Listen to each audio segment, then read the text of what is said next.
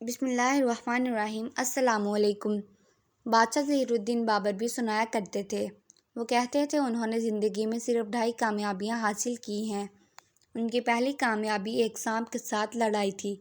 ایک جنگل میں 20 فٹ کے ایک سانپ نے انہیں جکڑ لیا اور بابر کو اپنی جان بچانے کے لیے اس کے ساتھ 12 گھنٹے اکیلے لڑنا پڑا۔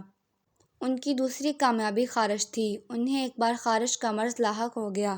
خارش اس قدر شدید تھی کہ وہ جسم پر کوئی کپڑا نہیں پہن سکتے تھے۔ بابر کی اس بیماری کی خبر پھیلی تو ان کا دشمن شبانی خان ان کی عیادت کے لیے آ گیا۔ یہ بابر کے لیے ڈوب مرنے کا مقام تھا کہ وہ بیماری کی حالت میں اپنے دشمن کے سامنے جائے۔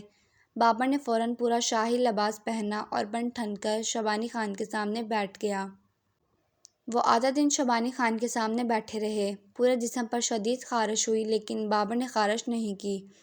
بابر دونوں واقعات کو اپنی بڑی کامیابیاں قرار دیتا تھا اور آدھی دنیا کی فتح کو اپنی آدھی کامیابی کہتا تھا۔